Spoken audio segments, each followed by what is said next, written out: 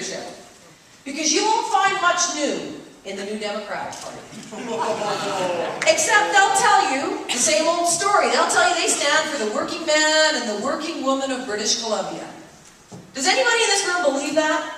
No. Because the NDP don't stand for the working man and the working woman. Who do they stand for? Unions. They stand for themselves. They stand for themselves and they stand for their friends. They stand for the same old elites that they represented the last time that they were in government. Do you remember the last time they were in government? Yes. Do you remember that 50,000 people fled this province the last time the NDP were in power? Do you remember what they did to our economy? Do you remember how many businesses closed down? Do you remember small town British Columbia, empty storefronts block after block? Do you remember when your kids couldn't find a job and they had to leave the province? Do you remember when you couldn't find a job and you had to leave the province? The NDP don't stand for British Columbia, and they sure as heck don't stand for prosperity. But they are going to take this fight to us in the streets. They think that with their new leadership, they're going to be able to beat us. And I'll tell you, we did this once before. After 1996, we sat in opposition for 4 years. And I traveled the province one rubber chicken dinner at a time. And I'll tell you, at the end of that, every bite was worth it. Because at the end of it, we got to evict the NDP from power.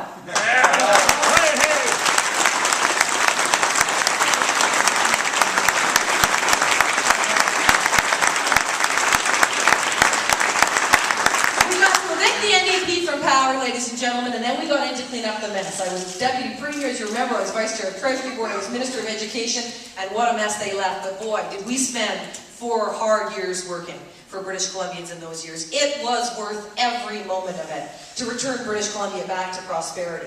So we're going to have to take the fight to them this time. After 3 terms in government, we can't let them get away with their same old message. We won't let them hide their love of their cronies in the union movement. We won't let them hide their love of big government. We won't let them hide their hunger for the money that's in your wallet.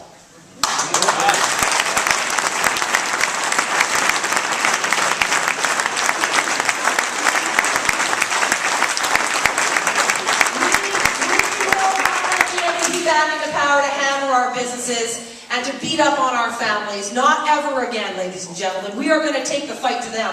But it's not going to be enough to tell people what they need to vote against. We need to tell people what they can vote for. And that's the option I intend to present. We have to restore public trust in government. And we have to remind British Columbians that we stand for the things that truly matter to them and their families. And that's our challenge as BC Liberals in this leadership contest. And I really believe that we're up to that task. Now let me conclude with a few words about our Premier. Gordon Campbell served for 25 years in public life. And he had tremendous success at doing that. Politics is a very, very tough business. I know that, but almost no one knows that as well as he does. And few of us escape unscathed from that. If you do escape unscathed from politics, I always like to say you probably didn't do anything that was hard. He deserves our gratitude for the incredible effort that he's put in.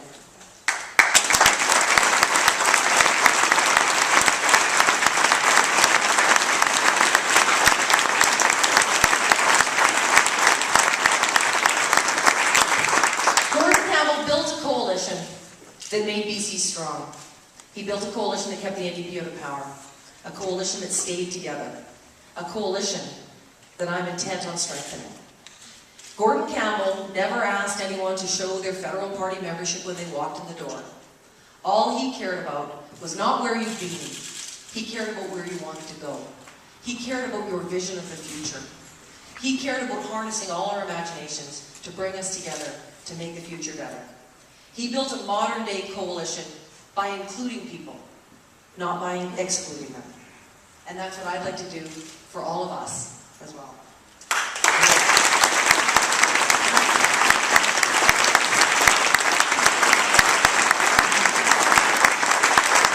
In 2001, we had some core principles we got elected on. Many of you will remember these because many of you were there in 2001. First, we said we were going to put more money back in people's pockets by keeping taxes low, letting them make decisions about where they wanted to spend their money. We said we would fight the deficit so that we wouldn't put a tax on our grandchildren in future years. We said that we would get out of the way of business so that it can innovate and imagine and do well not just for themselves, but for their communities and for their families as well. We said we wanted to put the focus of healthcare on patients and the focus of education on students. BC is better as a result of those principles that we brought into government. And of course,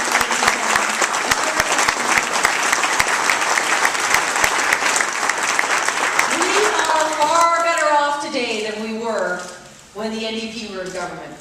And I'll tell you, I sure as heck would rather take over from Gordon Campbell than do what he had to do, which was take over from the NDP.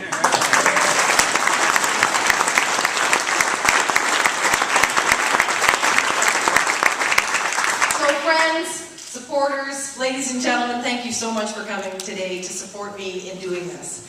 We have a big job ahead of us. We need to re-earn the public's trust. We need to connect with British Columbians, show them that the issues that they care about are the ones that we intend to act on. And if I'm the chief coalition builder that BC Liberals choose, I'm going to make building a family-friendly province at the heart of that project. It